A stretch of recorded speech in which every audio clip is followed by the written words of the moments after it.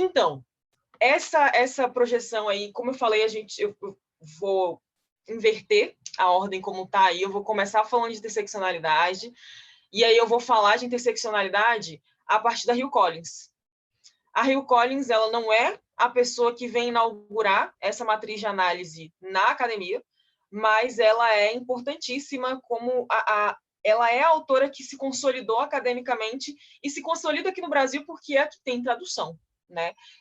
A quem traz a matriz de interseccionalidade para a academia é a Crenshaw, a Kimberly Crenshaw, e ela traz isso ali na década de 70, 80, e o artigo dela até hoje não está traduzido para o português. Então, são 2 artigos que são bem bacanas, mas nenhum dos 2 tem tradução. E aí, então, quem veio para o Brasil traduzida foi a Collins, e a Collins cita a Crenshaw, assim como cita outras feministas, e esse esforço que a Crenshaw faz para mostrar qual é o caminho ali que está sendo feito para que essa matriz de análise se concretize é bem interessante, é bem bacana, e ela não deixa de mencionar todas aquelas que são referências para ela, né? Isso é muito interessante, inclusive referências que são literárias. Ela traz literaturas populares, escritas populares dentro da comunidade negra americana, claro, mas que foram populares ali na década de 50 e 60 nessa comunidade negra e que inspiraram ali essa pesquisa dela, a escrita dela. Então, ela menciona várias histórias, vários romances que não chegam para a gente e que são bem interessantes. Inclusive, eu tive a experiência de pegar um desses para ler, atropelando minhas leituras de pesquisa. A gente se sente culpado por isso, mas são experiências muito interessantes dessa visão de mundo, né? Eu acho que, para mim, que na minha pesquisa estou buscando compreender essa relação da sociedade do século XIX com as mulheres negras, do final do século XIX, início ali da República, com as mulheres negras, esse exemplo literário, ele mostra muita coisa, ele externa muito essa visão de mundo, né? Então, a literatura ela é uma ferramenta bem interessante para mim, para minha pesquisa, dessa visão de mundo. E aí eu fui vendo tanto da Crenshaw quanto da Collins, quais literaturas eram essas que elas estavam usando ali de exemplo para, por exemplo, entender a mulher negra lésbica que viveu ali não só esse momento das lutas por direitos civis ligadas à questão racial, quanto viveram essa perseguição e essa opressão de gênero e sexualidade dentro do próprio movimento negro, como essas mulheres externavam isso por meio da arte, né, da literatura, qual era essa visão de mundo, o que acontecia quando relacionamentos interraciais, dentro de todas essas intersecções aconteciam, né, de ser uma mulher lésbica que se relaciona com uma mulher branca, que é bissexual, não é uma mulher lésbica também. Então, a literatura as literaturas que elas citam trazem esses exemplos e é bem bacana de acompanhar esses processos. Em seguida, a teoria feminista de Bell Hooks, em segundo momento da aula, e, por fim, a educação para Bell Hooks. Esse último tema aí, eu deixo ele por último para me forçar a ser direta, a ser concisa, porque senão eu fico divagando. Eu trabalho com educação tanto da prática do cotidiano, né, como eu falei no iniciozinho da live, estou desde 7 da manhã com o Fundamental 2, estou desde 7 da manhã dando comandos básicos sobre sociabilidade, e eu acho isso fantástico. Todas as vezes em que eu me percebo dizendo algo como você não pode lamber o cabelo do coleguinha, sabe? Quando eu me percebo dizendo algo como, tipo, você não pode sair enrolando no chão, esse tipo de coisa, eu percebo o quanto, para a gente que é adulto, a sociedade já está... Os contratos sociais estão muito bem assinados, muito bem estabelecidos, e que existe um esforço para que ele seja... que ele vá sendo... As cláusulas vão sendo atualizadas ali do início da vida escolar até o momento que a gente se percebe adulto, né?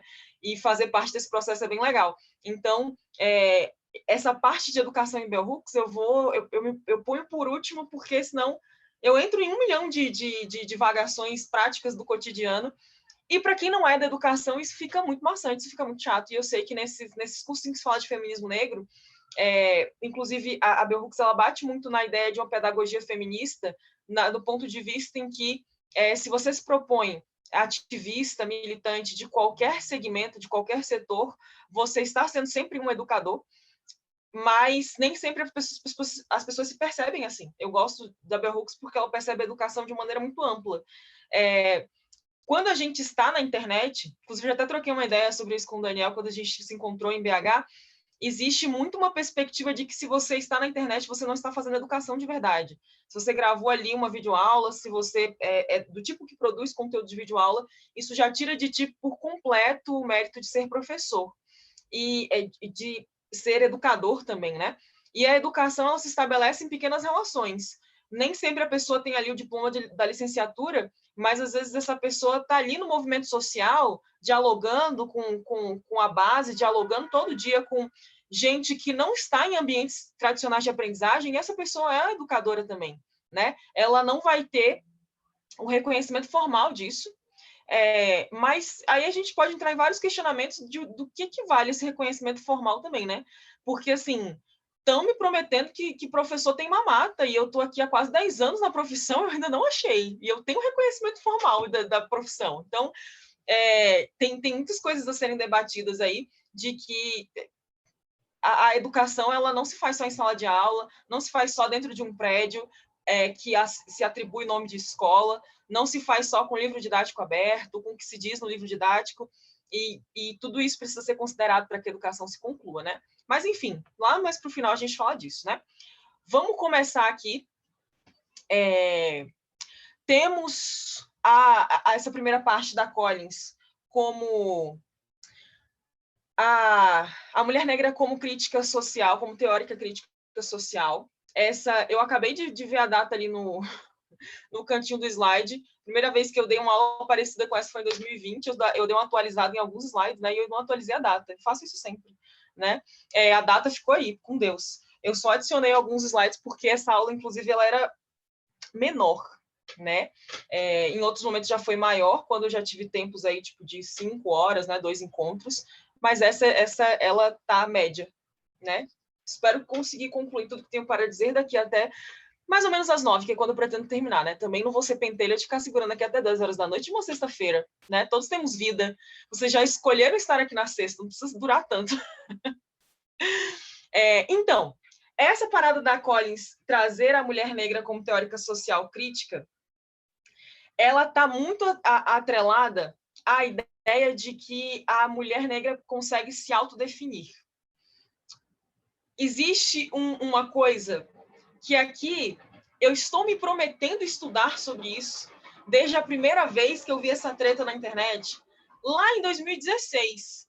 Mas de 2016 para cá eu tive algumas CLTs assinadas e, né, estudar para mestrado, esse tipo de coisa. Então, essa leitura sempre foi ficando escanteada, que é sobre os parâmetros do que é pós-modernidade. Porque do modo em que isso é posto na internet me incomoda muito. E me incomoda porque se a gente está falando de um marco temporal, de tempo, por exemplo, a gente tem ali Idade Antiga, Média, Moderna, Contemporânea e Pós-Moderno, se a gente tem esse pós-moderno como algo que está ali dentro do que é contemporâneo ou talvez posterior, ok, tranquilo, é um marco temporal, é uma tentativa de se definir o momento que vive, tranquilo. Mas se a gente tem isso como um tom de desqualificação, que na maioria das vezes é o que acontece, isso me incomoda muito. Tudo que é posto como debate racial, debate de gênero, de sexualidade, é posto como pós-moderno, e isso é feito num tom de como se numa realidade paralela vivida por essas pessoas sempre houvesse espaço para que esses debates existissem em um ambiente formal e acadêmico. E nunca houve. Existem conhecimentos não tradicionais, e quando eu falo de tradicionalidade, eu estou necessariamente falando dessa matriz de conhecimento que só aceita algo que está escrito, que está no papel, que está encadernado, que está na biblioteca. Existem muitas matrizes de conhecimento que são produzidas fora desse padrão, que estão ali sendo produzidas há milênios, de povoações humanas de várias partes do globo, que já têm seus próprios conhecimentos tradicionais que não estão nessa academia. E aí, tudo que tem sido apresentado agora academicamente tem sido tratado como pós-moderno em um tom de desqualificação, e não necessariamente como um tom de marco temporal. E mesmo quando feito em um tom de marco temporal, não se externa, não se evidencia que isso só acontece porque na forma como a academia se estrutura, não há espaço para essas teorias, não há espaço para esses conhecimentos. Hoje, eu ainda sinto que não há espaço, né? Consigo me lembrar com muita clareza de todas as violências epistêmicas que sofri na Universidade de Brasília, com muita clareza. Eu terminei meu curso no verão de 2018, né? Porque eu fui tentar fazer 7 matérias, TCC e trabalhar. Aí o meu orientador falou, não, você vai fazer no verão você termina. E deu certo, eu terminei em 2 semanas o TCC, quando eu não tinha que trabalhar e nem 7 matérias, né? Então eu terminei no verão de 2018 e voltei para a universidade em 2020, né, para fazer o mestrado. E dessa experiência, de 2014 até o segundo de 2017, me lembro de centenas de experiências péssimas, me lembro de professores dizendo que a história das mulheres era perfumaria, né, de perguntarem se não tinha nenhuma mulher que era historiadora, né, que, né, se ele não conhecia nenhum historiador, quem mente era só homem. E Pô, depois você me fala aqui no Zap quem falou isso. Eu tô muito curioso para saber também. Depois tem que pois muito militante gente. este, hein? Talvez se surpreenda, pois muito militante. Ele só tinha homens na ementa e o único homem não branco era o Fanon. Inclusive, eu vi o Fanon e pensei, uau, né? Não que a aula tenha trazido grandes debates, mas tinha ali, pelo menos, já acho importante. E aí uma aluna perguntou, e essa aluna não fui eu, tá? Eu quero deixar muito claro que na faculdade de História eu fui uma planta. Eu ia, via a aula, fazer minhas anotações. Quando eu ficava, assim, muito compadecida do professor estar falando sozinho, eu participava também, mas eu fui uma planta total. Aí uma aluna questionou mesmo, assim, tipo, foi pro confronto de perguntar se ele não tinha nenhuma, se ele não conhecia nenhuma historiadora. Aí ele rapidamente ficou com raiva e ele falou que essas cobranças de história das mulheres era tudo perfumaria, porque não tinha parâmetro nenhum de análise. E que gênero era só uma questão de identidade. Identidade a gente trata no divã e não na universidade. Aí disso aí eu saí de sala com a minha garrafinha cheia, né, para enchê-la, e fiquei, né, por lá pelo corredor. Então, esse tipo de coisa aconteceu bastante, de ter feito cursos de Brasil sem falar um A de questão racial, porque isso inclusive, aceitar essa ideia de que a gente vive uma história pacífica. E a gente entra no discurso de que a história do Brasil não é pacífica, mas isso não sai do discurso. A gente não está aqui para revelar o que são esses confrontos, porque revelar os confrontos significa que necessariamente a gente está comprando essas brigas. E muitas vezes a gente não quer comprar briga nenhuma, por vários motivos, seja um local de conforto, seja por não ter conhecimento, por vários motivos.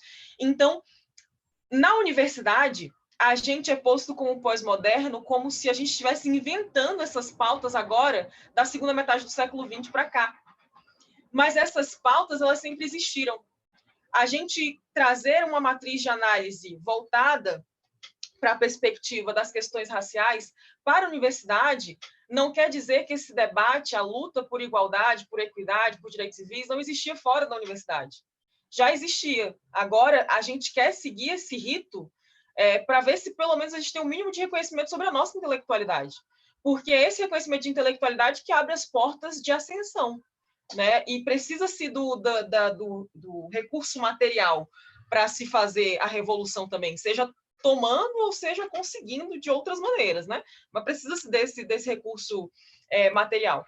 Então, essa coisa de pôr a mulher negra como teórica crítica social é do reconhecimento, do explicitar, na verdade, né? Porque o que a Collins faz não é reconhecer, é denunciar que mulheres negras sabem falar por si.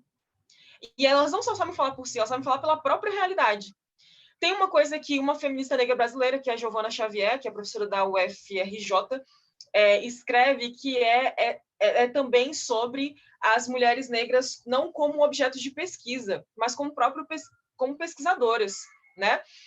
Aqui no DF tem um quilombo próximo aqui do DF, tem algumas aldeias indígenas que recentemente têm recusado a ida de pesquisadores da antropologia, da sociologia, historiadores, porque é justamente essa coisa da pessoa vai lá, passa uma semana, escreve sobre eles, depois vão lá defender seus trabalhos, não dão nenhuma satisfação, nenhum retorno para a comunidade, não voltam mais lá, recebem seus títulos acadêmicos e seguem suas vidas. E aí justamente ali a gente tem o auge da objetificação de todo um povo, né? porque fala-se muito do caráter de objetificação, e eu sinto muito isso nessa conexão da academia com o não acadêmico, que é onde eu estou como professora do Fundamental 2, professora do ensino médio. Existem muitos jargões, muitas palavras-chave, muitos até bordões da academia que são ditos por esses jovens da maneira mais banalizada possível, porque virou meme entre eles. Então, a objetificação também virou meme. Tipo assim, das meninas dizerem, dos meninos zoarem, falando, tipo assim, você acha que eu tô te objetificando? Ele nem sabe o que significa isso. Ele nem sabe o que significa isso.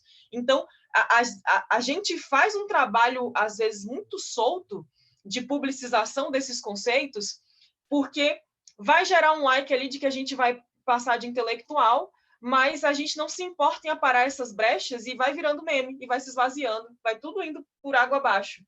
E nessa coisa do pesquisador que vai lá, observa, faz a anotação, recebe os títulos acadêmicos, recebe os louros acadêmicos, e não volta para dar um oi, para dar um retorno, para dizer o que foi feito, ali a gente tem um auge da objetificação e da desumanização daquela população inteira. Eles são tratados como uma vírgula de pesquisa. E é uma vírgula muito importante, porque vírgulas são importantes, elas mudam todo o sentido da frase, tal qual essa vírgula pode mudar todo o sentido da pesquisa. Mas não deixa de ser só uma vírgula, né? Então, quando a Collins fala dessa perspectiva da mulher negra como teórica crítica social, é justamente essa possibilidade, essa abertura à autodeterminação. E aí ela traz... eu vou seguir a linha da Collins, porque, como eu falei, é o que tem traduzido. A Boitempo traduziu quase tudo da Collins já. Saiu uma tradução recente, que foi da Via Verita, que é sobre a política sexual negra. Esse eu ainda estou lendo, por isso que eu não trouxe ainda. Estou lendo e ainda vou reler, porque tem disso, né? A gente lê uma vez e pensa bacana. Lê segunda, quem sabe entende, né? E no pensamento social... teoria da mulher negra como teórica social crítica, perdão, ela traz a Maria Stuart, que é uma mulher de 1833. O primeiro discurso proferido por ela é em 1833. Ela é, inclusive, contemporânea a Sojourner, que é a famosa do discurso eu não sou uma mulher. Esse discurso que começa com essa frase, que tem, inclusive, essa frase como título, é bastante famoso. Inclusive, tem um livro da Bell Hooks que tem esse título também, né? E eu não sou uma mulher. E a Sojourner, ela questiona esses parâmetros da feminilidade, do trato com o que é dito feminino socialmente no século XIX, que é essa ideia de que se espera que mulheres tenham filhos, cuidem da casa, cuidem dos seus filhos. Espera-se de um comportamento social masculino no século XIX, uma cortesia para com mulheres. Inclusive, a Hooks fala no livro dela, né, dessa coisa do cara tirar o casaco para proteger a mulher quando está chovendo, e isso nunca aconteceu com ela, isso nunca aconteceu com nenhuma mulher negra que ela conheça, porque ela nem é vista como feminino o suficiente para que isso aconteça, para que se pense sobre essa proteção. Claro que ela questiona essa necessidade de proteção, ela questiona, inclusive, o quanto isso é volátil e isso é muito frouxo, do ponto em que mulheres são frágeis quando querem opinar. Aí elas são cortadas, né? Não pode opinar porque, mulher não opina. Você é o sexo frágil para opinar, você vai opinar com sentimentos. Mas, no caso da mulher negra, ela é cortada nesse momento. Só que quando ela precisa do apoio porque com ela a vida é muito dura, da criação dos filhos, de quando chove, e às vezes precisa de se cobrir numa marquise, num casaco que seja, daí não há essa coisa de ela precisa dessa proteção, porque ela é uma mulher negra, ela aguenta, né? Então, o discurso da Sojourner traz isso, a Bell Hooks afirma isso em um livro que é muito maior que o discurso, inclusive, e a Maria Stuart, ela é contemporânea a Sojourner. O primeiro discurso público da Maria é de 1833, e eu coloquei até umas aspas aí sobre o discurso dela, que é assim como o rei Salomão, que não pegou emprego ou martelo na construção de seu templo, mas levou os louros por ele, os estadunidenses brancos levam o mérito quando, na realidade, seu alicerce fomos nós. Lutem pela defesa de seus direitos e privilégios, conheçam as razões que as impedem de ter acesso a eles, insistam até levá-los à exaustão. Tentar talvez nos custe a vida, mas não tentar certamente nos levará à morte. Isso em 1833. Por que a Collins traz essa mulher? Por que a Crenshaw também menciona ela? Por que a Hooks traz a Sojourner, que são contemporâneos, que são do século XIX? Porque dentro do próprio movimento negro americano, e aqui no Brasil também isso tem acontecido mais recentemente, né? Levanta-se a ideia de que o feminismo negro ele é o enegrecimento de uma matriz de análise que é branca. Porque o feminismo de verdade teria nascido com as mulheres operárias da Inglaterra. Ou, quem sabe, talvez as mulheres trabalhadoras estadunidenses, mas prioritariamente as mulheres operárias da Inglaterra. E aí o que se faz na América, o que se faz dessas mulheres que viveram esse contexto colonial, ou talvez esse contexto escravista, no caso americano, né? Mas não mais colonial, é tentar enegrecer uma matriz de conhecimento que é branca e, por causa disso, sempre vai falhar. Então, a busca histórica dessas mulheres não é para afirmar necessariamente que elas são feministas, mas é para afirmar que já existem mulheres negras produzindo, pensando, discursando sobre a condição da mulher negra no século XIX. E que isso não é uma invenção do século XX, não é uma invenção acadêmica, e que não faz com que essas perspectivas do feminismo negro sejam baseadas, por exemplo, na que foi demonizada recentemente Simone de Beauvoir, né? Porque a Simone de Beauvoir foi demonizada até pela esquerda, que é uma parada psicodélica, né? E aí, dentro do movimento negro, tem isso. Às vezes a gente fala que é feminista negra e fala, lá, cria de Simone de Beauvoir. E não tem. E não que ela seja dispensável, não é. A gente dialoga também, né? Tem muito do que a Simone produziu, que é muito importante. Tem coisas dali que a gente discorda, mas também tá ali, é debate de ideia, né? Mas não é justamente dizer que tinha gente lá já antes pensando. Não é algo que foi criado agora, não vende agora, só não estava na academia agora, só não estava, né, rolando post de Instagram agora, né? Mas já tem gente falando sobre isso. Então, quando a Collins busca a Stuart, quando a Crenshaw e a Hooks buscam a Sojourner, é justamente nessa perspectiva de que tem um bordão do movimento negro brasileiro que eu acho fantástico e eu adoro, que é os nossos passos vêm de longe. E é isso, os passos vêm de longe mesmo. Eles vêm de longe porque muita gente abriu caminho para que a gente possa falar hoje. Então, o vem de longe é isso, né? Alguém lá deu a cara a tapa para bater, alguém lá estava falando que a gente vai tentar a liberdade, isso vai custar a vida, mas que não tentar, sem dúvidas, vai gerar a nossa morte. E isso deve ser lembrado hoje, né? A gente não pode sair também aí Eu vi esses dias essa expressão no Twitter, eu achei fantástica, que é a síndrome de Pedro Álvares Cabral, e achar que saiu descobrindo as coisas, né? Então, a gente precisa reconhecer que teve muito antes. E aí, a partir disso, ainda nessa perspectiva da autoafirmação, da mulher negra como teórica crítica social, a rejeição dessas imagens negativas que são construídas sobre a condição feminina negra a partir do poder de autodefinição. E aí é que a gente entra nas imagens de controle, que estão aqui no próximo slide, depois eu volto lá no outro, porque ele tem uns tópicos. As imagens de controle são essa tentativa de enquadrar mulheres negras nas expectativas coloniais e de que se ali concretize a colonização mental. No caso dos Estados Unidos, que é onde se forma, né, esse pensamento, essa teoria de imagem de controle, as análises são todas baseadas em um período ainda escravista, mas não num período colonial, né, porque é século XIX, é a ideia de que mesmo que lá no século XVII tenha sido passado pelo processo de independência, perdão, 18.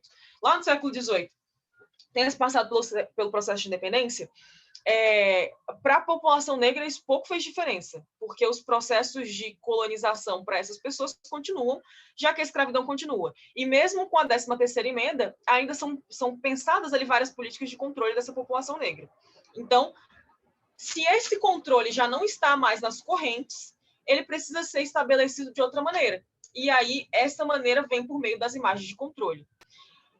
Essas imagens de controle, aqui no Brasil, para a gente ficar mais fácil de assimilar, estão relacionadas aos estereótipos. As imagens de controle são quando a gente já predefine qual é o comportamento de uma determinada população minoritária, só por ser uma população minoritária. Então, por exemplo, esperar que toda mulher negra saiba sambar, e com isso, não é só o samba, né? Não é só a habilidade de dançar que está ali em jogo. É toda a sexualização e sexualidade que isso envolve. É toda a ideia da promiscuidade, de uma possível promiscuidade que está relacionada ao fato só de ela ser mulher e negra, e estar ali dançando, e ter ali uma desenvoltura, etc. Então, a partir dessas imagens de controle, tem-se toda uma cadeia de violências de que, se essa mulher vem a transgredir esse local, ela tem que ser rapidamente puxada para isso de volta, né? Tenho usado essa questão das imagens de controle na minha pesquisa, e na minha pesquisa inclusive eu estou lutando muito contra a coisa de já chegar com a análise pronta, porque eu tenho esse problema desde o TCC, né? A gente vai ali tentando, né, sair disso, porque como eu trabalho com exemplos literários, a coisa da análise pronta fica mais fácil ainda de ser feita, assim, de chegar na análise pronta, porque se a gente chega no final do livro, a gente sabe qual é o final daquele personagem. Quando a gente trabalha com casos reais, não reais, né? Mas casos contados ali no jornal, de um crime, de algo do tipo, a gente não necessariamente sabe qual é o desfecho daquilo, a gente tem um recorte do que aconteceu. Daí dá para conjecturar a partir do que a gente vai achando. Quando é um caso literário e a gente já sabe que no final acontece tal coisa com o personagem, a gente parece que já chega com uma caixinha assim, olha, o que acontece com essa personagem é uma imagem de controle por causa disso, disso e disso, e porque a imagem de controle diz isso. Então, X é igual a Y. É isso. E isso é um erro bizarro de pesquisa, né? Então, estamos aí. Mas, no caso desses exemplos literários, tem um que eu vou usar aqui, vou usar um que é mais famoso, né? Porque com a minha pesquisa eu estou trabalhando com um texto que é completamente desconhecido hoje, na época fez muito, muito sucesso, que é o A Mulata, do Malheiro Dias. Fez muito sucesso no final do século XIX, mas fez tanto sucesso que ele foi ameaçado de morte e teve que voltar para Portugal. Porque ele constrói ali, é uma resposta ao Luís de Azevedo, do Mulato, da Luís de Azevedo, e aí nesse A Mulata ele constrói essa mulher negra que representa o Brasil republicano, e ele é um homem monarquista, um homem português monarquista. Então, o que é essa mulher negra que representa o Brasil republicano? Tudo que há de pior na sociedade. É uma mulher negra, prostituta, bissexual, que engana um pobre homem português. Então, ela é tudo que se há de pior ali.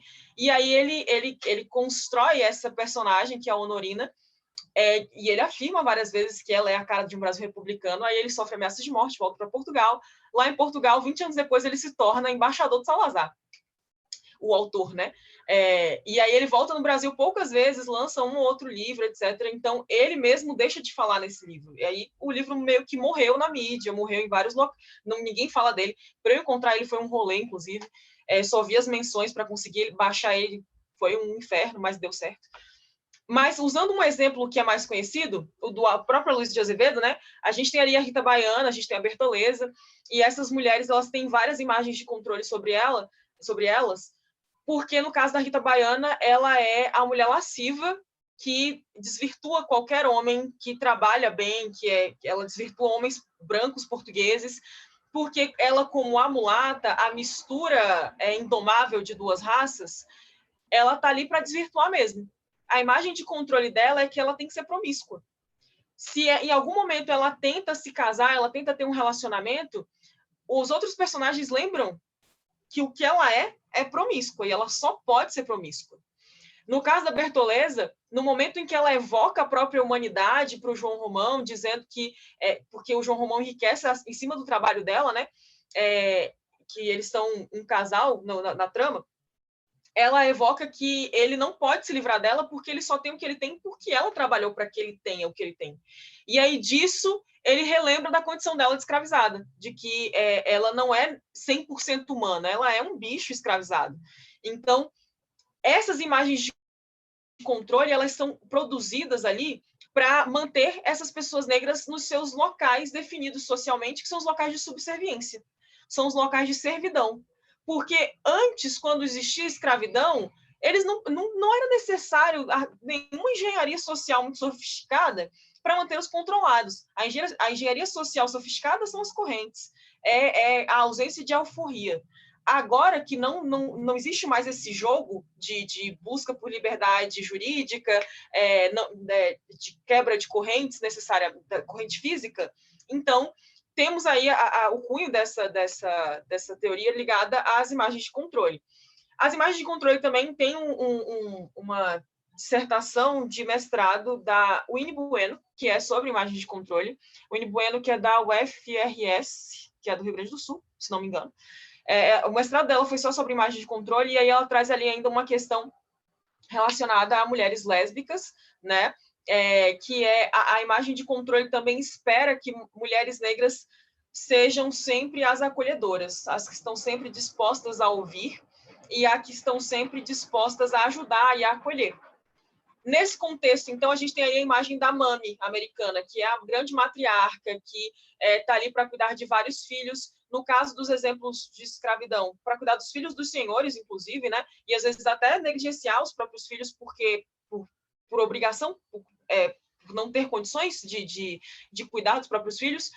E nesse contexto também espera-se muito dessa mulher negra, com relação à sexualidade. E aí, se ela transgride essa sexualidade e ela revela uma sexualidade não padrão, né? Não padrão para a época, no caso, e se revela ali uma mulher bissexual ou lésbica, ela perde por completo o direito da feminilidade. Ela já é automaticamente jogada no outro lado. E aí, no outro lado, pensando bem numa perspectiva binária de mundo mesmo, né? Em que não há ali o que não se enquadra. Ou você é a mami, e ser a mami necessita que você tenha uma expressão de sexualidade heteronormativa, de que você ame ter filhos, ame cuidar de crianças, ame amparar todo mundo, ou você é a machona, bem entre aspas, a que quer simular masculinidade porque está insatisfeita com a sexualidade. Então, essas imagens de controle, elas estão ali em vários locais do cotidiano, porque é esse o objetivo mesmo, né? Cercear a liberdade. Bem prático, é cercear a liberdade. Temos ainda, com relação à interseccionalidade, a ideia de um prisma de análise em que se considera, e aqui eu cito o que é trazido pela Collins, tá? Que é raça, classe e gênero. Sexualidade e outras formas de intersecção, como questões de pessoas com deficiência, de etarismo, isso tem sido trazido por feministas mais novas, né? Porque a Collins está viva, não vamos falar de contemporânea. Mas de feministas que são mais novas, mais de outra geração, né? De geração mais nova. Mas a Collins fala de classe, raça e gênero. Assim como a Angela Davis também, né, que é uma mulher que eu não trouxe para esse debate, porque ia ficar coisa para cacete mesmo, aí não ia ser 5 minutos de cada uma. Mas a Davis também fala, a Hooks também fala de gênero, classe e raça. E aí uma coisa que é muito importante é que, para algumas dessas pesquisadoras, a interseccionalidade fica como uma vertente do feminismo, para outras fica como uma matriz de análise. Atualmente, está muito mais claro para todo mundo que a interseccionalidade é muito mais uma matriz de análise, não é uma vertente mesmo. Então, a gente usa como parâmetro de análise a ideia de interseccionar essas opressões. Mas aí a gente tem as vertentes, que são um feminismo marxista, um feminismo negro, um feminismo mais liberal.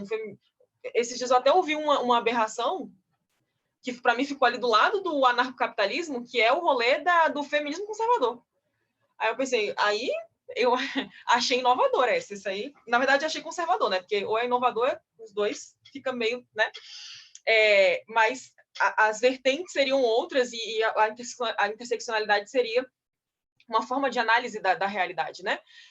E aí, dentro desse prisma de forma de análise da interseccionalidade, ainda rola esses ruídos de se é uma vertente, se é uma matriz de análise. Recentemente no caso, lá no auge da pandemia, no auge do fim do mundo, né, na boca do apocalipse, rolou uma live do Coletivo de Historiadores Negros, inclusive recomendo bastante que as pessoas sigam no Instagram. O Coletivo de Historiadores Negros promoveu uma série de lives com vários pesquisadores, um deles, Sueli Carneiro, e aí foi uma live grande, de 2 partes, na época em que a live só podia ter 1 hora, né? E aí, no iniciozinho da segunda parte, a Sueli fala que ela não é uma feminista interseccional. E na fala dela, ela deixa muito claro que, na percepção dela, a interseccionalidade é uma vertente do feminismo.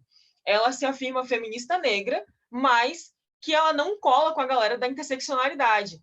E aí ela falou isso porque ela diz que o movimento negro sempre foi interseccional, então eu não preciso me afirmar interseccional, como se fosse uma vertente mesmo, não como se fosse uma matriz de análise.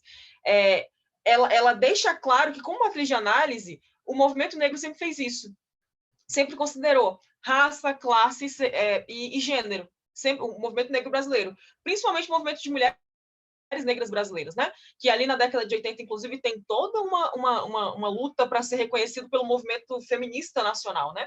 Pelas feministas que já estão no cenário nacional, que são mulheres brancas.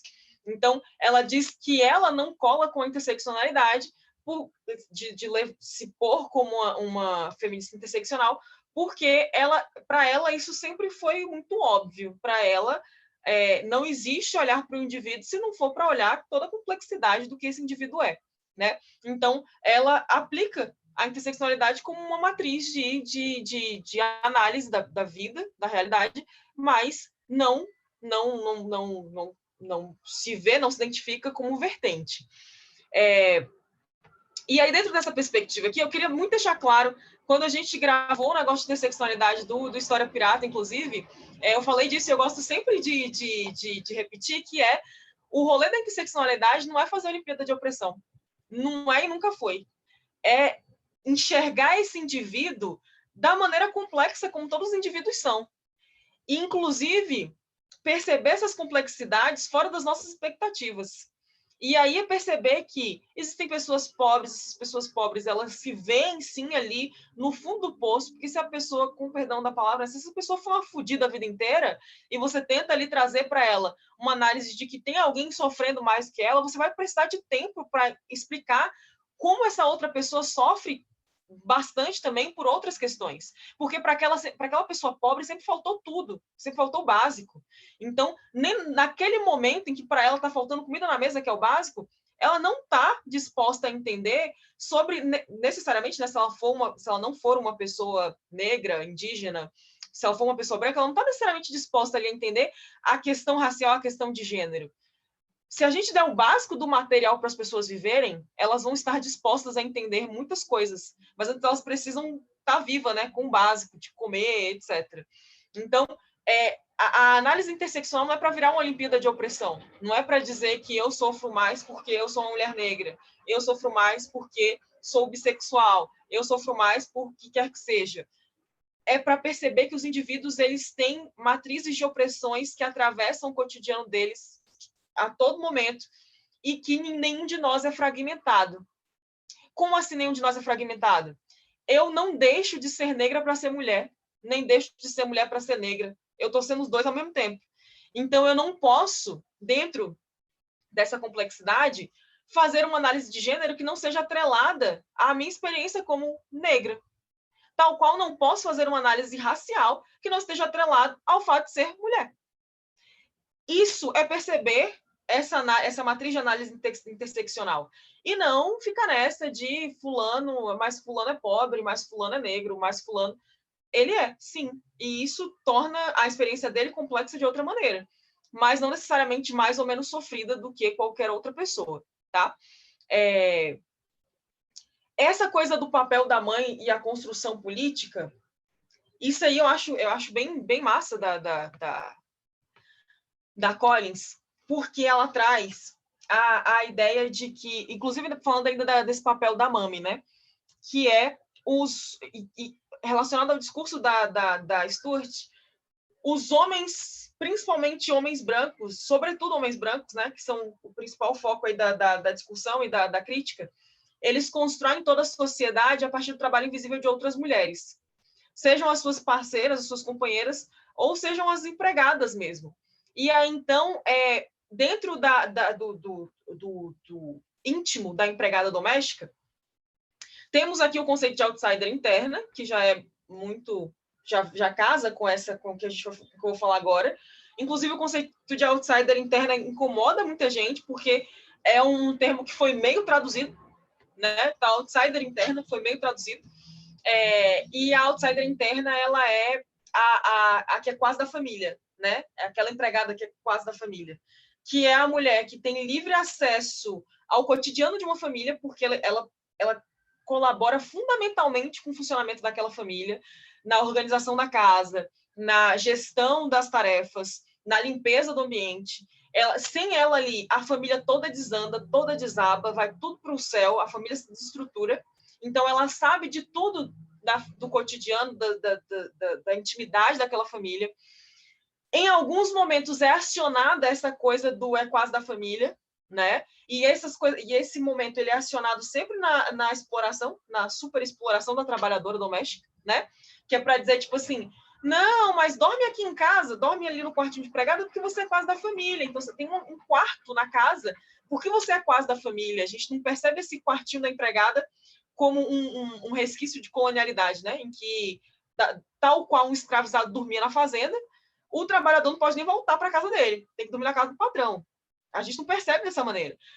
Ou percebe também, né? E continua ali nessa lógica que é do você é quase da família. Então, você tem um quarto aqui. Mesmo que seja um quarto que não cabe uma cama. O quarto de empregada aqui do meu apartamento, ele é uma despensa, né? Porque a gente não tem empregada. Mas quando a gente comprou o apartamento, eu e meu pai, eu tenho 1,81 m de altura, meu pai tem 1,87 m. A gente experimentou deitar no quarto e nem na diagonal a gente cabia. Nem na diagonal. Imagina deitar tipo retinho, colocar uma cama, não cabe. Então, são métricas desumanas para acolher alguém que é quase da família. E são propositalmente desumanas. Porque é para enfatizar o quase. Não é da família. Não é da família. É uma trabalhadora super explorada. Então, essa outsider interna, ela vive essa contradição de ela sabe de tudo, sabe de muito, é muito importante para o funcionamento da família, mas ela é sempre, e sempre vai ser, a trabalhadora explorada. Ela é sempre vai ser a serviçal. E isso é lembrado para ela todas as vezes em que ela evoca a própria humanidade, que é como eu falei da Bertoleza, e que está relacionado a essa questão do papel da mãe, nessa construção nacional, nessa construção da política. Porque, fazendo as equivalências das imagens de controle aí, aqui no Brasil a gente tem a ama de leite, né? A mami não é, porque mami é uma denominação americana mesmo, né? Então, a ama de leite é essa mulher que deixa de amamentar, às vezes, o próprio filho para amamentar o filho do patrão, negligencia a criação do filho, não porque quer, mas é porque precisa ganhar aquela grana de cuidar do filho do patrão para que o filho tenha comida em casa. Então, que está sempre se dividindo. E aí, isso não quer dizer que essa mulher vai maltratar o filho do patrão. Na verdade, ela trata ele com todo carinho e amor da criação de uma criança. Então, é esse carinho e amor com que essas pessoas brancas da Casa Grande são criadas, que elas têm toda a vitalidade, toda a disposição emocional, toda a inteligência emocional, inclusive, para atingir cargos de poder elevado, enquanto os filhos dessa mulher ficam aquém por uma necessidade de sobrevivência, e essas pessoas se mantêm ali constantemente em subserviços, porque para eles falta o mínimo do afeto e falta o mínimo do material. Então, esse papel negado à mulher negra de mãe dos próprios filhos, ele é fundamental para a construção dessas estruturas de opressão da permanência desses locais de opressão. Até aqui, gente, tá tudo certo? Estamos na metade do que eu planejei nesse momento. Tá tudo certo? Tudo bem? Tá tudo certo. A galera de casa tá viva, tá acordada, tá sóbria pessoal, ainda. Alguém quer pontuar alguma coisa? Se ninguém for pontuar... Eu quero saber o nome do professor que falou que estudar a mulher era perfumaria. Eu não tô pensando em outra... Eu não consigo pensar em outra coisa a não ser isso. Eu tenho uma suposição, mas claro que eu não vou falar, né? Manda no zap para mim, Daniel, qual é a suposição? Tá, vou mandar a suposição. A gente conversa.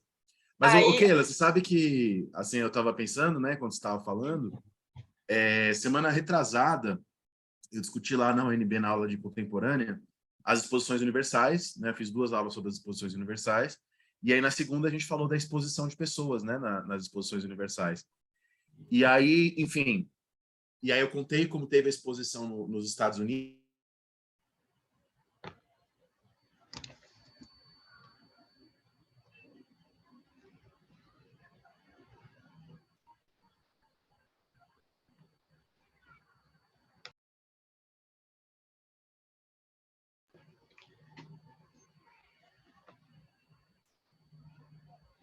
Gente, travou o do Daniel, travou o meu.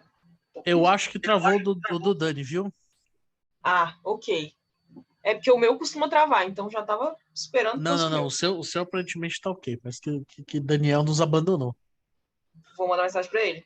Finalmente foi arrebatado, né? O que me deixa preocupado, porque se ele foi arrebatado, nós ficamos. É, exatamente. E eu acho muito injusto um Deus que resolve arrebatar o Daniel e deixar a gente. Muito sem critério, assim. Já vamos. Se ele voltar, né? Se voltar para os mortais, vamos perguntar qual é o Deus já, né? Pô, mas eu queria saber o que ele estava trabalhando em contemporânea. Ele destravou o computador dele. Ih, travou. Perdemos o Daniel. Se travou, então eu vou seguir, porque. Segue. Daqui a pouco ele vai voltar, ele continua. Ele disse que também estava com 1000 coisas abertas. Eu fechei tudo para abrir o Zoom. Fechei tudo. Justo, é melhor mesmo. Filho, quem deu aula em pandemia? Ah, voltou. Ah, voltei. Não, é porque eu tava com o PDF aberto, com o Word aberto, com o processo C aberto, eu tava fazendo burocracia também, e aí com coisa aberta. Enfim, não, o que eu tava falando, Keila, é que eu tava, não sei onde que cortou, que eu tava dando aquela aula sobre as exposições de seres humanos no século XIX, sabe? Esse tema.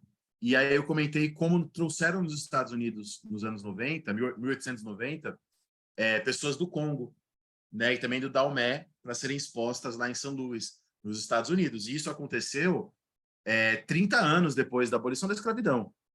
Né? E aí, enfim, aí eu contei para eles que isso foi criticado na época, né, em primeiro lugar, que aí a exposição tentou consertar, fazendo um dia das pessoas negras, trazendo pessoas negras para assistirem a exposição, onde estavam pessoas da África sendo expostas, pessoas negras dos Estados Unidos, né?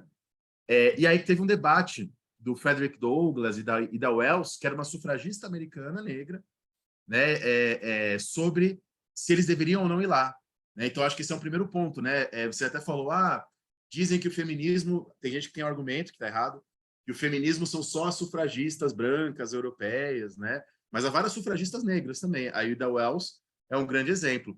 E aí eu contei para eles como o Frederick Douglass e a Ida Wells, eles vão para a exposição, fazem um protesto na exposição e depois escreveram um texto, né? Por que as pessoas de cor, né, colored people, esse era o termo, não estão na exposição universal, né, como pessoas que não estão exibindo, né? E aí a tese deles é que as pessoas africanas estavam sendo trazidas para lá para reforçar o discurso do próprio Estados Unidos, né? Enfim, mas e aí eu achei legal porque os alunos falaram isso que você disse, né? Nossa, esse tipo de debate já existia no século XIX, né? Dessa maneira, isso é uma observação que eles fizeram, né? Para eles isso seria uma coisa só seria possível no século XX, esse debate, se nós devemos ocupar o espaço, ou se nós devemos boicotar. E aí o Frederick Douglass escrevendo junto com uma mulher, né? E não só ele escrevendo, então os dois escrevendo juntos, né? Então eu acho muito interessante e concordo totalmente com o que você falou sobre o pós-modernismo. É um termo que é usado como espantalho, né? Você chama qualquer coisa que você não gosta de pós-modernismo para atacar e, enfim, e às vezes até também professores universitários fazendo isso, que é mais grave, né? Mas, enfim, desculpa falar muito aí, só para também dar uma pausa aí, você tomar uma aguinha. Pra eu não falar sozinha também, né? Gosto. Essa coisa, inclusive, de perceber os debates como algo que só pode existir no século XX. Aqui no Brasil, a gente tem uma série de intelectuais do século XIX também, né, que estão ali debatendo. Inclusive, dentro da minha pesquisa, encontrei uma contradição enorme, que estou ainda tentando digerir como lidar com isso, que eu estou estudando uma música que se chama A Mulatinha do Caroço no Pescoço. Primeiro, eu estou tentando incansavelmente descobrir que raio de caroço é esse que ela tem no pescoço, porque não parece ser um gogó e nem parece, pela música, não parece ser alguma doença. Então, eu quero saber que raio de caroço é esse. E é uma música que trata a mulher negra mesmo dentro dessa coisa da imagem de controle, de que ela tem que ser sexualizada, está ali para seduzir homens, encantar homens, e que foi escrita por uma das grandes do século XIX, que é Chiquinha Gonzaga, que é uma mulher negra. Então, quando eu consegui achar uma autoria atribuída a ela, porque são várias versões dessa música, né? Aí uma das versões eu tava lá ela como autoria atribuída, eu ainda estou tentando digerir como lidar com essa contradição dela ser uma das poucas mulheres que se falam no século XIX do Brasil, que já debatia a questão abolicionista, estava batendo de frente com o escravismo no século XIX, mas que está ali como coautora de uma letra que traz tantas questões problemáticas e que também já eram questionadas na época. Porque não é como se essa questão da sexualidade da mulher negra fosse questionada agora, no século XX. Lá no século XIX também a gente encontra críticas sobre isso. E aí, como é que eu vou lidar com essa contradição, né? Tô aí pensando nisso já tem uns 3 meses. Não saiu uma linha ainda. Fé em Deus, né? Daqui até janeiro vai sair. E a gente também tem dificuldade de ver o próprio quilombo como uma contestação ao sistema colonial e um debate que não tem os parâmetros de escrita e nem as frases de efeito e as falas super emblemáticas que a gente quer, porque o quilombo, no geral, não tem tradição escrita, então a gente não tem registro. Mas a sua mera existência ali, já no século XVI, já é uma contradição ao sistema colonial, já é uma resistência à ideia de que as pessoas negras aceitaram a escravidão. A fuga é a ideia de que aquela pessoa se via como livre. Ela estava indo exercer um direito natural dela, a liberdade. Por isso fugia. E a gente, inclusive, não percebe toda a formulação do quilombo como um meio, a gente não contabiliza ali como meio urbano, como uma formação urbanística aprovada pelo que a gente trata como civilização e sociedade. Isso sempre foi muito louco. Para mim, sempre foi muito louco pensar que lá no século XVII mesmo, né, 1640, mais ou menos, o quilombo de Palmares tinha muito mais habitantes do que Recife. Recife é uma cidade. O quilombo é o quê? Se tem muito mais habitantes, se tem um comércio, se tem todas as estruturas ali do que uma cidade, de uma civilização, nos parâmetros europeus, determina que é a civilização, o que é o quilombo? O quilombo é o próprio quilombo, claro, mas dentro dessa visão colonial, o que ele era? Por que ele não era reconhecido? O porquê a gente sabe, né? Também está relacionado que aquilo ali sofreu várias tentativas de destruição, mas de que hoje a gente caracteriza como pós-moderno tudo aquilo que essa academia que se instituiu como quem determina o que é civilização, quem determina o que é conhecimento, quem determina o que é espaço de saber, o que deve ou não ir para os livros, essas pessoas que determinam tudo isso, que construíram a academia. Por isso que a gente não, lá no século XVII, o quilombo não existia como um centro urbano. Por isso que hoje, História das Mulheres é perfumaria. Sempre foram negados esses locais, e aí, toda vez que tenta se pôr, vem com esse papo de desqualificação, né? E não como um marco temporal, né? Porque se fosse só um marco temporal, tá tudo bem, a gente... Inclusive, eu ouvi essa semana de um aluno do 6º ano, criança de 11 anos, perguntando em qual época estamos, em qual era estamos. Eu falei, contemporânea. E onde estaremos no futuro? Eu falei, eu espero estar morta. Dependendo do futuro, se for daqui a 100 anos, eu já não espero não estar mais aqui, né? E ficam essas curiosidades de o que a gente vive agora, qual é o que é o marco que muda a contemporaneidade, né? Então, se fosse só, isso estava ok, mas é desqualificação mesmo, né? Aí é bem, bem palha. Mas, enfim, seguindo agora para Bell Hooks.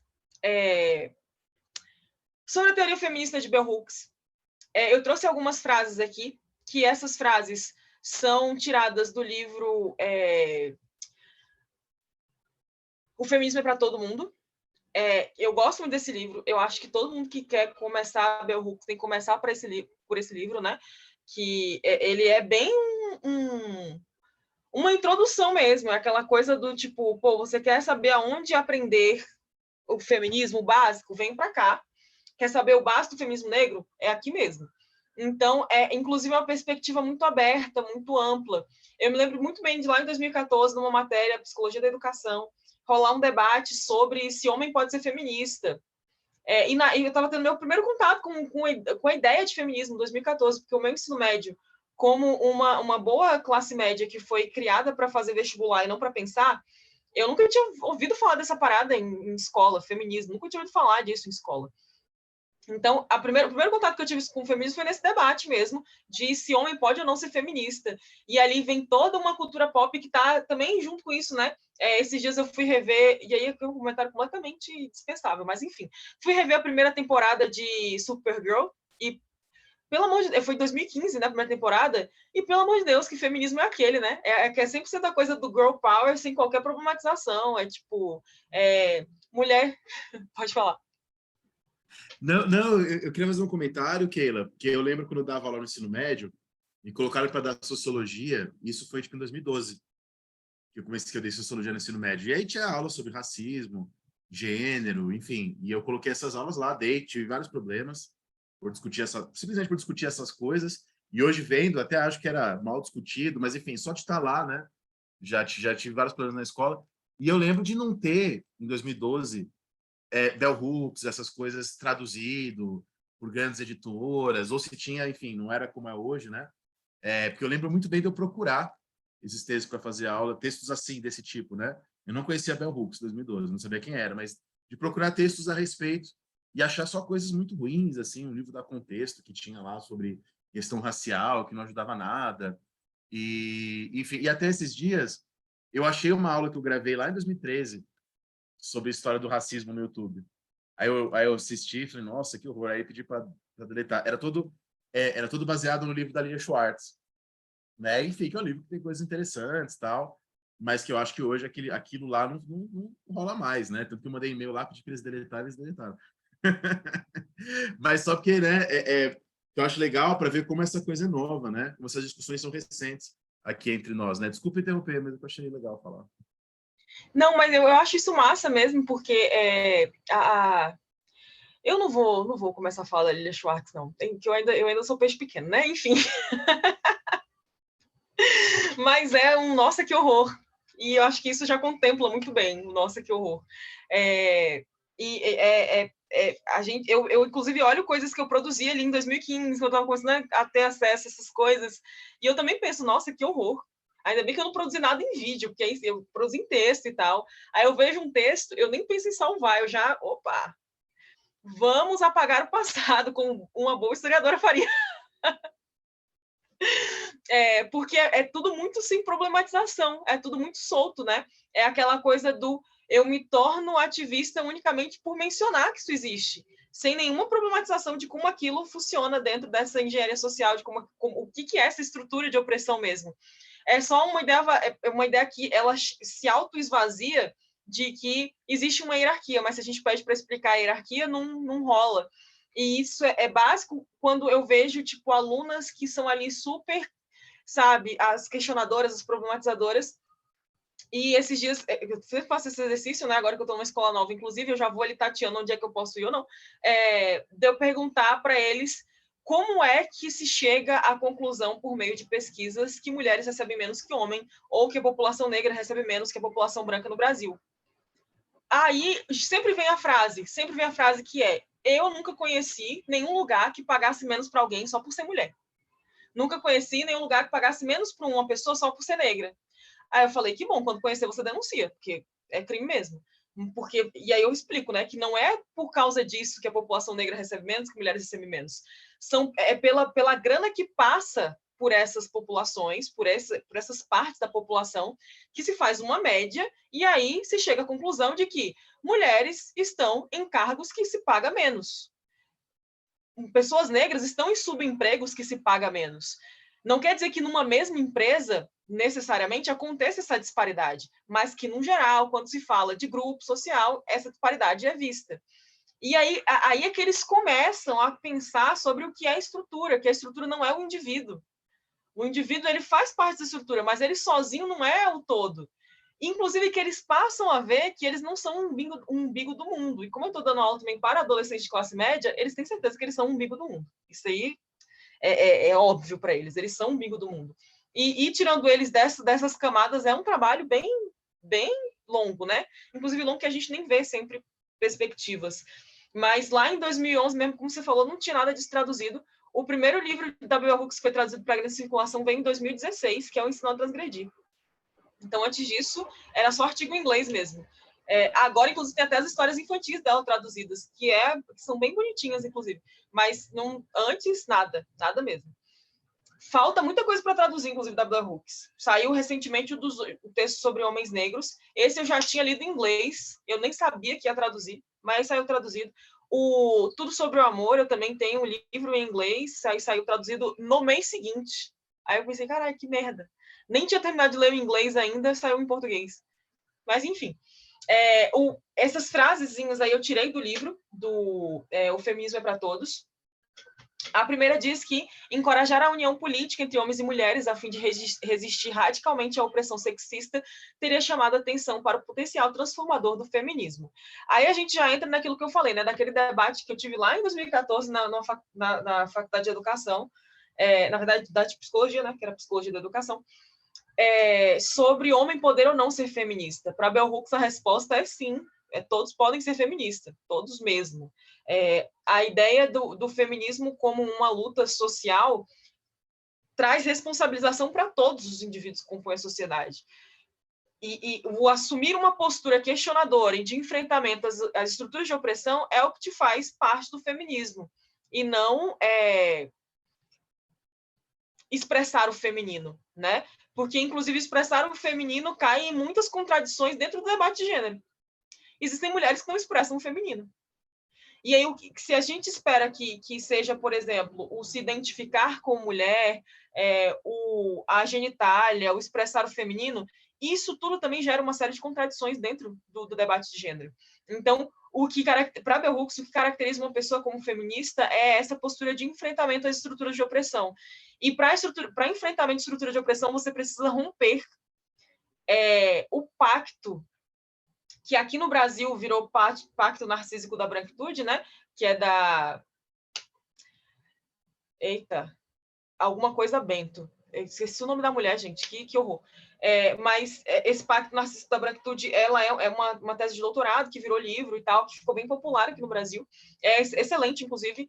E a Bell Hooks já falava de um pacto, não narcísico da branquitude, mas de um pacto desde a década de 80, em que ela diz que se você quer realmente lutar por mudanças sociais, você precisa romper esse pacto que te põe em um local de privilégio. E isso é gerar incômodo.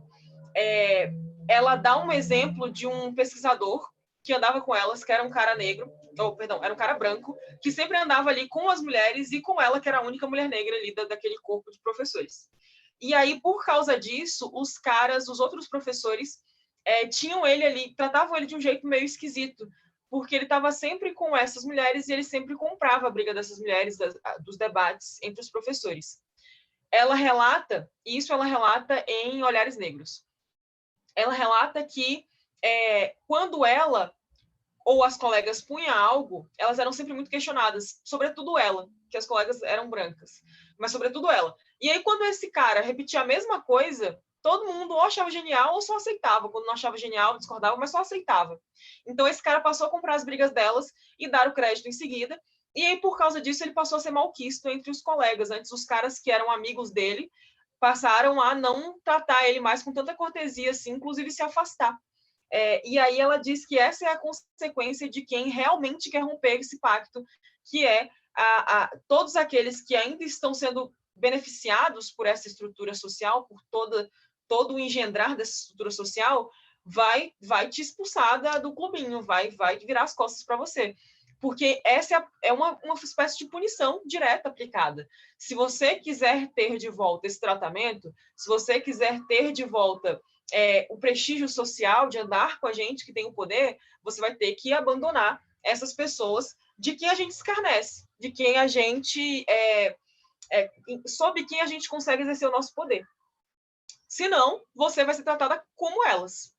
E ela disse que conseguia perceber o quanto esse cara foi sendo afastado de pessoas com quem ele já trabalhava há mais de uma década, e ele foi se aproximando delas também como uma espécie de não ter opção, porque ele foi ficando isolado mesmo. E aí, eu sempre gosto de contar também uma coisa que aconteceu para mim como professora, que foi uma turma em que até hoje foi um dos casos mais difíceis de turma que eu já tive, que é o 8º ano. E o 8º ano é o momento em que a criança está adolescendo, né? Ela está ali, então é o auge do confronto, porque ela quer formar a identidade dela a partir das oposições. Ela não sabe quem ela não sabe quem ela quer ser, mas ela sabe exatamente o que ela não quer ser. Então, se você é duro com ela, ela não quer ser uma pessoa dura como você foi com ela. Aí ela vai ser mais dura ainda com você, mesmo que isso seja contraditório. E é aí que a gente cai na pilha de adolescente, né? Que a gente não deve cair. Então, eu peguei um coletivo de 42 pessoas assim, que são os adolescentes do 8º ano, E essa turma, ela era muito inquieta e ela tinha aquela coisa do racismo, do sexismo, de todas as opressões como piada. E isso acontecia com um aluno que era o catalisador do caos, que ele era aquele clássico menino que tem tudo financeiramente e nada emocionalmente. Então, ele fazia de tudo na escola para chamar atenção.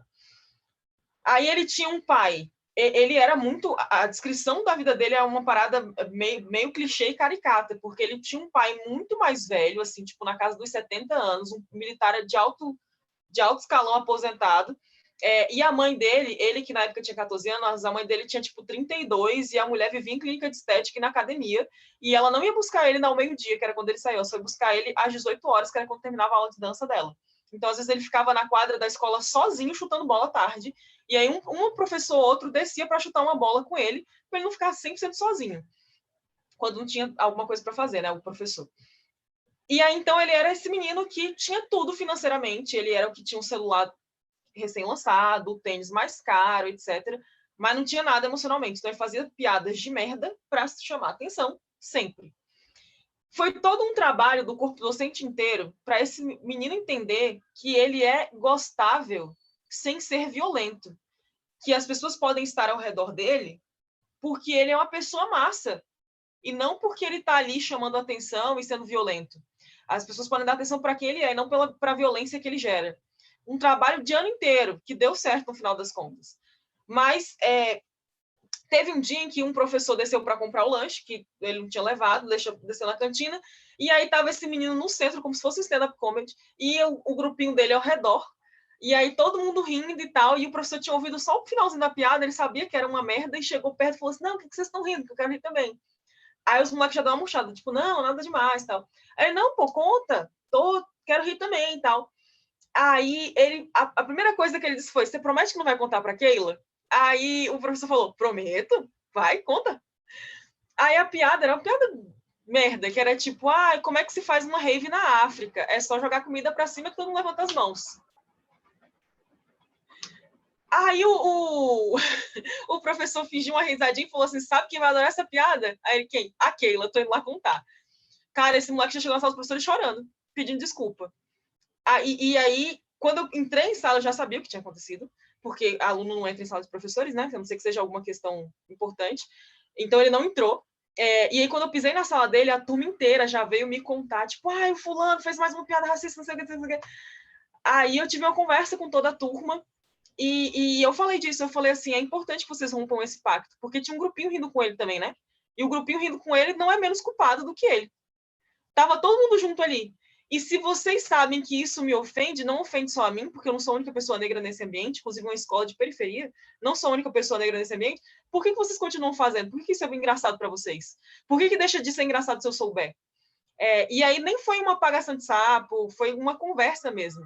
E depois disso, rolou mais uma vez que foi um comentário, e nem foi piada mesmo, foi um comentário que saiu, e aí ele pediu desculpa na frente da turma inteira e tal, ele mesmo reconheceu, foi ele que me falou que fez o comentário, não veio por terceiros, mas é um trabalho que demora e que é árduo, e que precisa dos cagueta. Precisa dos caguetas. Os caguetas têm que romper esse ciclo. Porque enquanto a pessoa está ali confortável rindo, ela está compactuando com toda essa violência. E aí a gente tem, sim, uma violência em cadeia que nunca termina. A segunda frase é, frequentemente, a única alternativa para a masculinidade patriarcal apresentada pelo movimento feminista ou pelo movimento de homens foi a visão de homens se tornando mais femininos, entre aspas, né? E aí é louco isso. Então, um dos meus primeiros tweets virais dessa conta, porque eu tinha um outro Twitter de 2009, que criei quando eu era criança, e aí eu fui ver e os tweets eram umas paradas assim, tipo, eu comentando Bob Esponja. Eu pensei, gente, que sem propósito, né? Aí eu apaguei e fiz um outro com a mesma arroba. E aí um dos primeiros tweets virais dessa conta que eu dei reboot foi sobre isso, sobre o quanto a gente sempre fala de masculinidades que são muito problemáticas, mas a gente não conseguiu formular ainda, em argumentos teóricos e práticos, sobretudo, uma masculinidade que a gente saiba lidar, porque ela não é problemática. Porque os homens, eles estão ali tentando, né? Não todos, mas tem uns que estão tentando formar essa masculinidade que não é predatória, que não é violenta. E aí, sempre que esse cara tá ali tentando, a primeira coisa que rola, pode não rolar na frente dele, mas rola, é de questionarem a sexualidade dele, como se uma coisa tivesse necessariamente atrelada à outra. E a gente internalizou que o homem, ele é o machão. O homem é aquele que puxa o ranho e cospe no chão. É aquele que sai gritando no trânsito, é o que está falando alto no bar, é o que está fazendo barulho por esportes, quaisquer que sejam. E se o cara não expressa essa masculinidade, e se ele não expressa, inclusive, por uma questão de personalidade, às vezes uma pessoa mais calma, às vezes essa pessoa não está nem pensando em nada de masculinidade predatória, só é uma pessoa mais calma mesmo, a gente já começa a questionar essa sexualidade, a gente já começa a questionar se o caminho para se construir uma masculinidade menos predatória não é a diminuição do que é masculino, bem entre aspas, para torná-lo feminino também, entre aspas. E isso, mais uma vez, gera várias contradições, porque aí a gente está criando expectativas heteronormativas e de padrões de gênero que são bizarras. Então, lá na década de 80, a Hooks já estava falando que a gente não sabe lidar com essas masculinidades que não se expressam de uma maneira heteronormativa, que não se expressam dessa maneira mais rompante possível, porque a gente conseguiu apontar os problemas, mas a gente não consegue trazer modelos do que é válido, do que é bacana, do que é legal. Porque no que é válido, bacana e legal, a gente, inclusive, cria umas hierarquias muito problemáticas de que é algo incompleto se não está atrelado a uma heterossexualidade. Porque é meio que isso, né? Tipo, pô, aquele cara é muito gente boa, mas será que ele é gay? Será que ele se interessa por mulheres? Como se isso já fosse um demérito para a masculinidade, sabe? Ou como se já fosse esperado. Ele é legal porque ele não é hétero, ou ele é legal porque ele é gay, sabe? Então, tem uma série de contradições nessa construção da masculinidade, porque a gente só sabe lidar com o que é muito problemático. A gente sabe apontar o que é muito problemático. Mas a gente ainda não soube construir em parâmetros teóricos e práticos o que é uma masculinidade que não seja predatória. Por fim, né, desse slide, embora as políticas de gênero da escravidão negassem aos homens negros a liberdade de agir como homens, segundo a definição das normas brancas, essa noção de hombridade se tornou o padrão usado para medir o progresso do homem negro. Essa é uma questão que está no texto que acabou de ser traduzido, saiu meses atrás. Como eu falei, eu li essa versão em inglês. E ela fala sobre essa questão do homem negro. E é uma questão que sempre gera ali um bug, né? Uma dificuldade, que é o homem negro não está no centro do patriarcado, porque o patriarcado é uma estrutura colonial pensada para ter o homem branco, o senhor de engenho, o senhor das grandes fazendas, ou até mesmo um industrial, em alguns momentos, um burguês industrial, como o centro desse patriarcado. Então, o homem negro ele não está no centro, ele tem o poder da estrutura de gênero, ele não deixa de ser homem, mas ele não acessa o centro do poder, o centro dessa estrutura no poder, porque não é um local desenhado para ele. Então, é uma ideia atrelada à raça e à classe. Porque, por exemplo, vou dar um caso bem esdrúxulo do ano passado, que é o caso do Michael B. Jordan estar no banco de criminosos do Ceará. Né? Então, assim, ele ser rico e ele ser homem livraria ele de talvez pisar no Ceará e ser preso por um guardião municipal? Sabe? Esse nível de constrangimento que, claro, está no campo das ideias, né? O que ele viria fazer no Ceará se não fosse um evento, sei lá, Comic Con da vida. Mas ele ser um homem rico iria livrar ele desse constrangimento? Não. Mas também ele tem ali todo esse poder da estrutura de gênero que no íntimo ali, né? Porque sempre a análise de gênero sempre acaba caindo muito no que é do ambiente privado e não do público, mesmo que no público existam muitas violências. Não quer dizer que ele não possa ser machista, não é isso. O homem negro, ele pode, e num geral é machista, mas em algum momento ali nessa percepção interseccional, ele não vai ter todo o poder que ele tem. Mas existem muitos homens negros que nessa busca constante por acessar esse centro de poder vão se autodestruindo, vão achando que, tendo grana, eles vão comprar o centro da estrutura, porque tem gente que quer isso, né? Quer estar lá no topo da opressão. E não vão, porque não é um local desenhado para eles dentro da estrutura, é um local desenhado para homens brancos, porque é um artifício da colonialidade. O patriarcado é um artifício da colonialidade. E nessa colonialidade, não só os escravizados são a mercadoria. Sendo um homem negro um escravizado, ele é uma mercadoria. Mas a mulher branca, que é esposa do patriarca, os filhos, todos eles são moeda de troca nessa estrutura, moeda de troca para aquele senhor patriarcal, né? Todos eles ali estão nessa rede de dependência financeira do cara, então é ele quem determina os valores dessas vidas. É claro que a esposa dele vale muito mais do que uma escravizada, o filho dele vale muito mais do que um escravizado, mas todos eles ali são moeda de troca na estrutura do patriarcado. Então, o homem negro ele é machista, e isso não é uma questão, mas ele não está no centro de poder dessa estrutura patriarcal. E aí ela traz isso por quê? Porque se ele não está no centro, então seria muito mais fácil dentro, e aí seria porque está no campo das ideias mesmo, seria muito mais fácil trabalhar com esse homem negro a ideia de que ele não deve tentar subir, mas ele deve tentar voltar, no sentido de romper mesmo. Porque o homem negro não precisa romper com um pacto racial, ele tem que romper com um pacto de opressão de gênero. Então, ele precisa romper esse pacto, e para ele é muito mais fácil romper o pacto da opressão de gênero do que tentar ascender economicamente para simular a compra de um poder racial, porque é sempre um simulacro, né? Esse negócio da grana é sempre um simulacro. Então, se o homem negro não está no centro da estrutura de opressão, seria mais fácil trabalhar para que ele defendesse, lutasse ao lado de mulheres negras, indígenas, de mulheres como um todo, né? Porque é uma questão de gênero aqui. Certo? E para a gente fechar, para falar de educação em Bell Hooks, para fechar mesmo, né? Temos 3 conceitos que aparecem aí no Ensinando a Transgredir, e o último, que é educação democrática, aparece em Ensinando a Educação Democrática, alguma coisa assim. Tem um outro que eu li recentemente, já li e reli, né? Que eu até pensei em trazer ele também, que é o Ensinando... Esqueci os nomes todos, vou olhar para trás para ler aqui, tá só um segundo. Não vou conseguir ler, tá longe pra caramba. Ensinando Comunidade.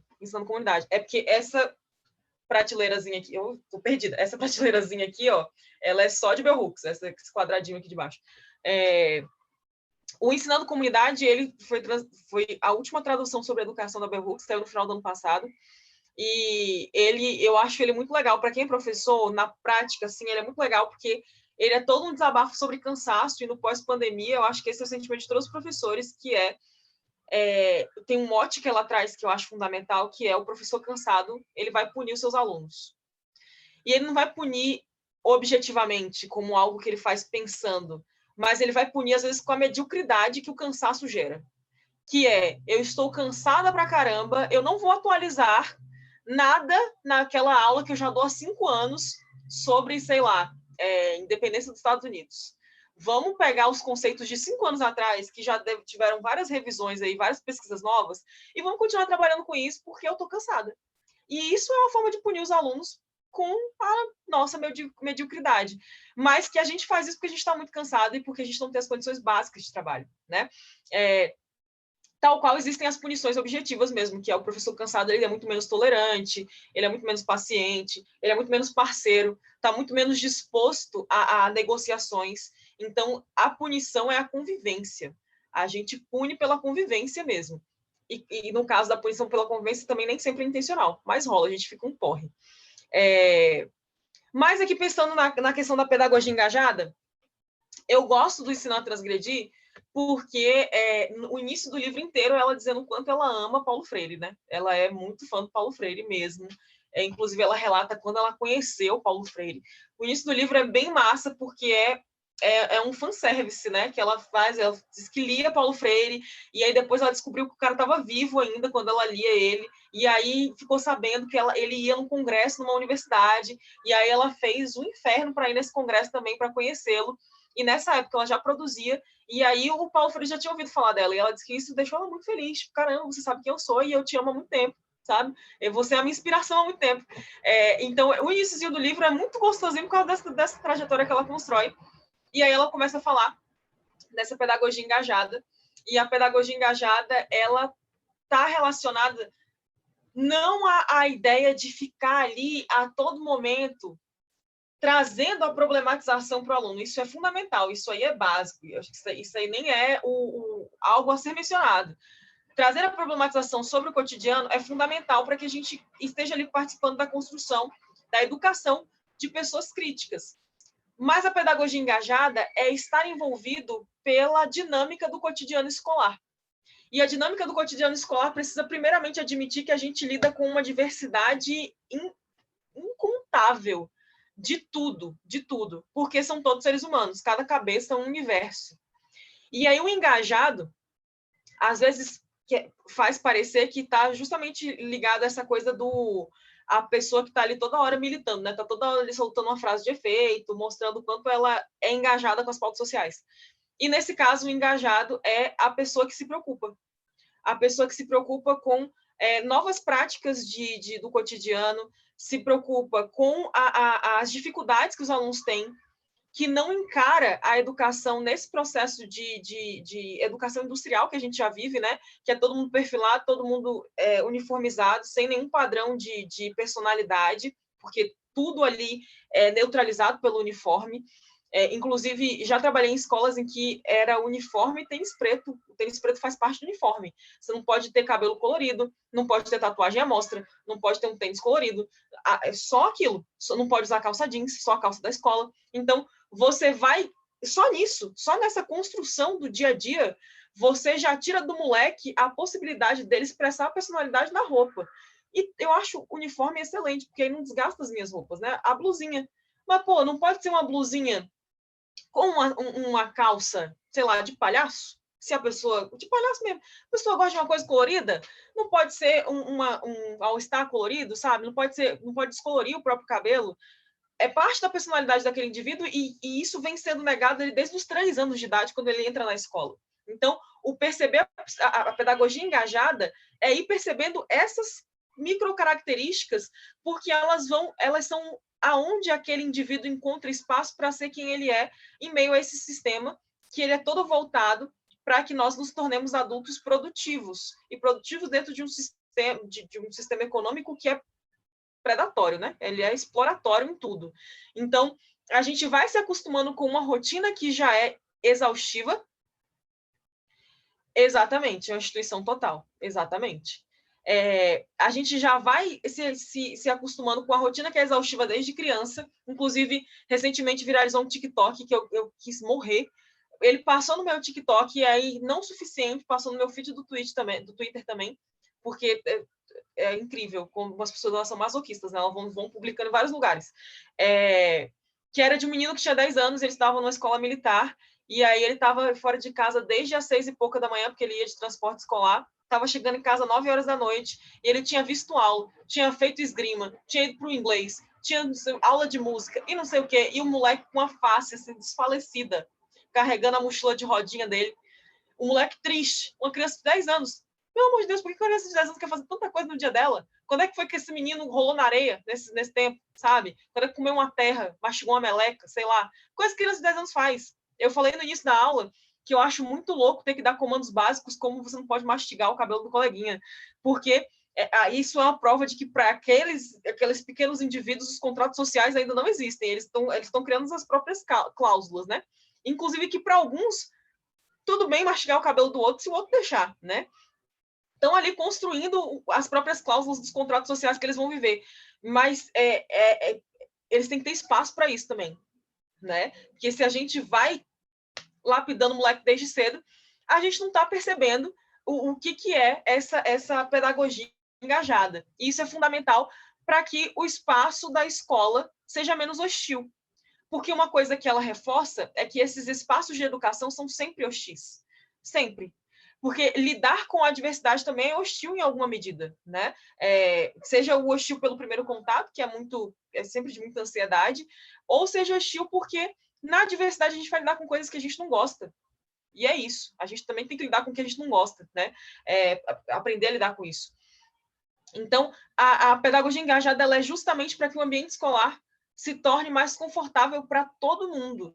Porque a partir do momento em que você aplica essa pedagogia engajada, os alunos vão aplicá-la com você também. E quando eu li Bell Hooks em 2016, que foi quando foi traduzido, né? Eu estava ali no início dos estudos sobre raça de gênero, eu já estava estudando há um tempo, né? Desde 2014, quando eu debatia se homem pode ser ou não feminista.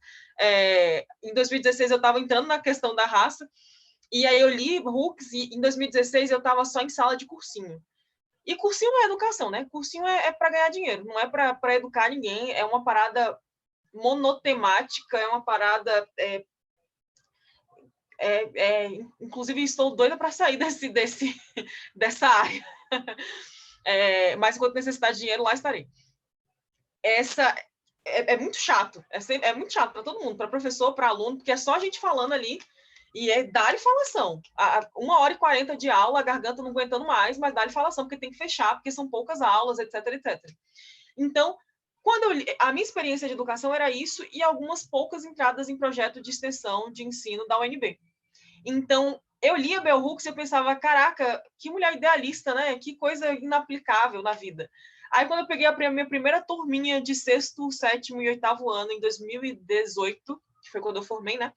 Porque foi em escola mesmo, tem que ter diploma para dar aula em escola. Peguei a primeira turminha de 6º ano, eu pensei, vou tentar. Reli o livro, pensei, vamos tentar.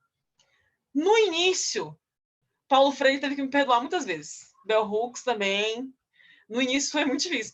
Mas é uma coisa a gente precisa ter constância, né? Hoje eu tenho plena ciência de que o início é sempre complicado, mas que vai dando frutos ali. Inclusive, a gente vai desenvolvendo os nossos próprios mecanismos para que esses frutos venham mais cedo, né? Porque lá naquela minha primeira turma, eu comecei a perceber isso só no 2º semestre do ano. Então, foi um semestre inteiro ali de saco cheio, até começar a perceber, até que eles também começaram a perceber e mudaram.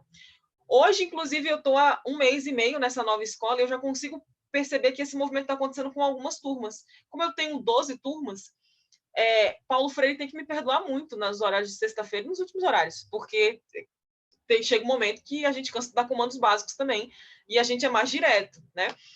Mas algumas turmas já percebem esse movimento e também de eu estar aplicando essa pedagogia engajada e que isso retorna para mim. Inclusive pela compreensão de que eu cheguei na instituição agora, a instituição cheia de regras, que eu não conheço todas ainda, etc. Então, é um caminho, é um processo e é difícil. Daí, dessa coisa da pedagogia engajada, a gente entra para o conceito de autoatualização, que eu acho muito difícil de falar, acho um trava-língua essa palavra, que está relacionado a isso que ela traz agora nesse Ensinando Comunidade, que é justamente essa coisa da necessidade de sempre estar atento aos novos debates sobre a nossa área, ela que é das letras, né? A Bell Hooks que é das letras, inclusive a Hooks que narra experiências próprias como aluna ou como professora universitária. E da primeira vez que eu li esse livro, eu reli de imediato, tentando buscar aonde é que ela fala de educação básica, porque eu senti eu senti, tipo, talvez ela não esteja sendo idealista, talvez ela só esteja falando de um público mais maduro, porque quem lida com um aluno de 11 anos sabe que as coisas são mais difíceis de serem acordadas porque eles simplesmente esquecem dos acordos. Não é porque eles estão falando de sacanagem com a nossa cara. Na real, uma coisa que o professor precisa muito, e o próprio Paulo Freire diz isso, né? É parar com essa síndrome de protagonismo de achar que o aluno tá querendo sacanear com a gente. Na real, ele tá cagando pra gente, assim como muitas vezes a gente também tá cagando pra eles, no sentido de que a gente não tá fazendo isso porque é ele. Foi porque ele fez algo errado. Tal qual, às vezes, o aluno não descumpriu o acordo porque ele quer sacanear com a nossa cara. Às vezes, ele só esqueceu. Às vezes, eles têm outros acordos com outros professores, uma relação mais flexível, uma relação completamente solta também, e aí ele esqueceu ali o limite daquela relação naqueles 50 minutos. Não é sobre a gente na maioria das vezes. Quando é sobre a gente, inclusive, o aluno faz questão de deixar claro, porque ele é um adolescente. Ele tá ali para o confronto, né? Mas, no geral, ele não tá nem aí pra gente, não é pessoal. Então, esse conceito de autoatualização, ele vem da perspectiva em que a gente precisa estar buscando o que é novo sobre nós para que isso se aplique em sala de aula. Mas que isso seja confortável para a gente. Porque quando a gente está ali só como vitrine para se mostrar, para fazer parecer ser engajado, fazer parecer ser pedagógico, vira tudo muito fictício e os alunos percebem essa ficção também. Sem contar que isso gera muito sofrimento para a gente enquanto docente, porque a gente está só simulando, a gente não está confortável naquele ambiente, a gente não está confortável naquele espaço. É necessário, inclusive, que a gente, em alguns momentos, aceite e abrace a nossa mediocridade para manter outras áreas da nossa vida funcionando. E ela também fala sobre isso, que quando eu falei lá no início dessa explanação sobre educação, que eu falei sobre essa coisa do punir o aluno com a nossa mediocridade, ela também admite que, às vezes, a gente precisa ser medíocre, porque tem todo um universo envolvendo esse professor. O cansaço dele vem da sala de aula, vem das condições de trabalho que são péssimas, mas também vem de família, também vem de amigos, também vem de outros empregos, às vezes, né? A vida é muito mais complexa do que a escola. Aí a escola já é complexa o suficiente, inclusive. Então, a autoatualização, que é essa busca pelo novo nessa relação, pelo novo que vem engrandecer essa educação dos alunos, ela precisa ser constante, mas precisa ser confortável para o professor, sobretudo. E, por fim, educação democrática. A educação democrática, ela já traz ensinando o pensamento democrático. E ela fala da experiência dela, que ela viveu como estudante. Parte da vida escolar dela foi na década de 70, ali, no iniciozinho, em que os Estados Unidos passavam pela Guerra do Vietnã, e ela via a comunidade dela os homens da comunidade indo para a guerra sem voltar, e ela já percebia ali que, mesmo que os direitos civis tenham sido já debatidos e conquistados, ainda era uma sociedade extremamente hostil com aqueles que estavam dando a vida para que aquela civilização continuasse existindo. E ela via pouco sentido naquilo. E aí, só depois que ela amadureceu, que ela percebeu que a gente só aplica a educação democrática se a gente pensar em democracia como um conceito no plano das ideias, isolado da aplicação do que é a democracia burguesa nos Estados Unidos. Porque se a gente pensa nesse sentido de aplicação de democracia como era vivida nos Estados Unidos, ela tinha todos os motivos para ser alguém extremamente revoltado e indisposto a qualquer forma de diálogo e qualquer forma de educação. Essa educação que é voltada para o que é cívico, para o que é a formação daquela sociedade, a constituição daquela sociedade.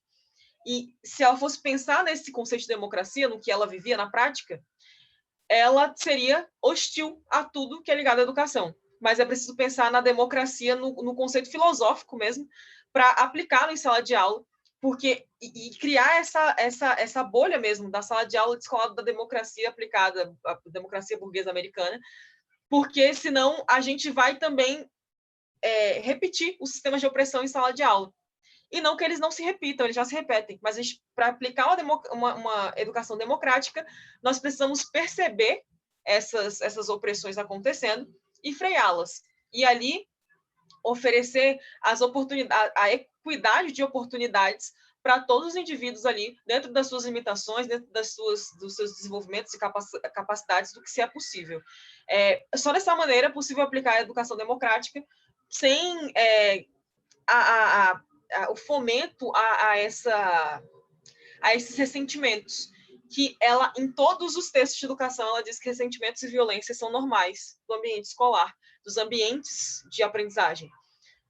Mas o nosso papel como professor é sempre tentar diminuí-los, e pensando na gente também, mas sempre tentar diminuí-los. Bom, é isso, né? Tem mais um slidezinho aqui, que é um slide sempre, né? De quem trabalha com redes sociais.